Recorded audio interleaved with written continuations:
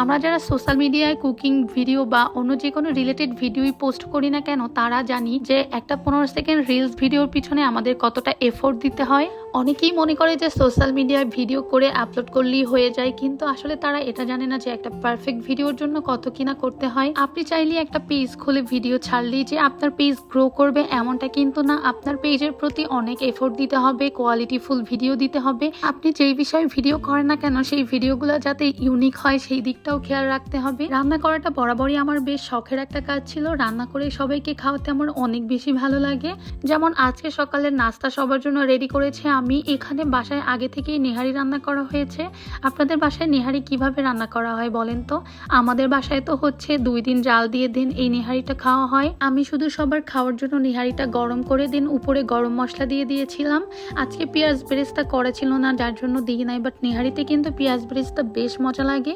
আর নেহারির সাথে খাওয়ার জন্য আমি গরম গরম মুচমুচে পরোটা ভেজে দিয়েছি সবাইকে। সাথে ছিল চা। সকালের নাস্তায় চা হবে না আমাদের বাসায়, এটা তো হতেই পারে না, বিকজ আমাদের বাসায় সবাই একদম চা খোর। আপনারা কারা কারা সকালের নাস্তায় নেহারি অনেক বেশি পছন্দ করেন কমেন্টে জানাতে পারেন। এই তো আমি আমার খাওয়া দাওয়া শেষ করে চলে গিয়েছিলাম ছাদে। মা ছাদ বাগানে বরবটি গাছ লাগিয়েছে, এখানে ভালোই বরবটি হয়েছে। ভাবলাম এগুলোকে ভর্তা করব। চিংড়ি মাছ দিয়ে বরবটি ভাজি এবং ভর্তা দুইটাই আমার অনেক বেশি পছন্দের। তাই আমি গাছ থেকে যেই কটা বরবটি ছিল সবগুলোকে পেরে নিয়ে দেন ভালোভাবে ধুয়ে এটাকে ছোট ছোট করে কেটে নিচ্ছি। দেন এইখানে ভর্তা দেওয়ার জন্য আমি পেঁয়াজ আর রসুনও রেডি করে নিয়েছি।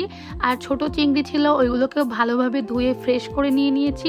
এরপর হচ্ছে ভর্তা দেওয়ার জন্য ধনিয়া পাতা, যেটা দিলে হচ্ছে ভর্তার টেস্টটা আরও অনেক বেশি বেড়ে যায়। ভর্তা বানানোর জন্য সব কিছু রেডি করে নিয়েছি। এরপর হচ্ছে ভেজে নিলেই হবে। ফার্স্টে আমি চিংড়ি মাছটাকে সুন্দর মতো ভেজে নিয়েছি। দেন এইখানে দিয়ে দিয়েছি শুকনা মরিচ। পরে হচ্ছে শুকনা মরিচ টালা হয়ে গেলে এখানে আমি পেঁয়াজ রসুন দিয়ে দিয়েছি। এরপর হচ্ছে সবগুলোকে একদম সুন্দর করে লাল লাল করে ভেজে নিব, তাহলে হচ্ছে আমার কাছে খুব সুন্দর একটা ঘ্রাণ আসে, খেতেও অনেক ভালো লাগে।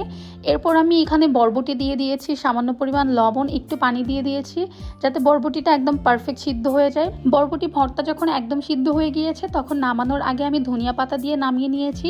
আর এরপর আমি আজকে ভর্তা পাটায় বাটবো, যেহেতু আমার শাশুড়ি মা বাসায় ছিল না তখন, যার জন্য আমাকে বাটতে হয়েছে। আমার সব থেকে অপছন্দের কাজ হচ্ছে পাটায় কিছু বাটা।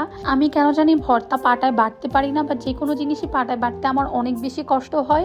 আলহামদুলিল্লাহ পাটায় আমার বাটতেও হয় না, কারণ আমার শাশুড়ি মা আছে। দেন হচ্ছে বাসার হেল্পিং হ্যান্ড থাকলে তারা বেটে দেয়। অবশ্য ভবিষ্যতে যদি বাটা লাগে তখন তো এমনি অভ্যাস হয়ে যাবে। আর পাটায় বাটা ভর্তা কিন্তু এমনিতে অনেক বেশি মজা লাগে।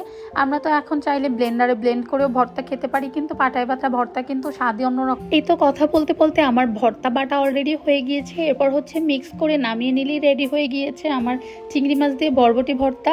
এই ভর্তাটা আমার খুবই পছন্দের। আমার মনে হয় কম বেশি অনেকেই এই ভর্তাটা পছন্দ করে থাকে। আপনারা কারা কারা এই ভর্তাটা বাসায় বানিয়ে খেয়েছেন অবশ্যই আমাকে কমেন্টে জানাবেন। আল্লাহ হাফিজ সবাইকে।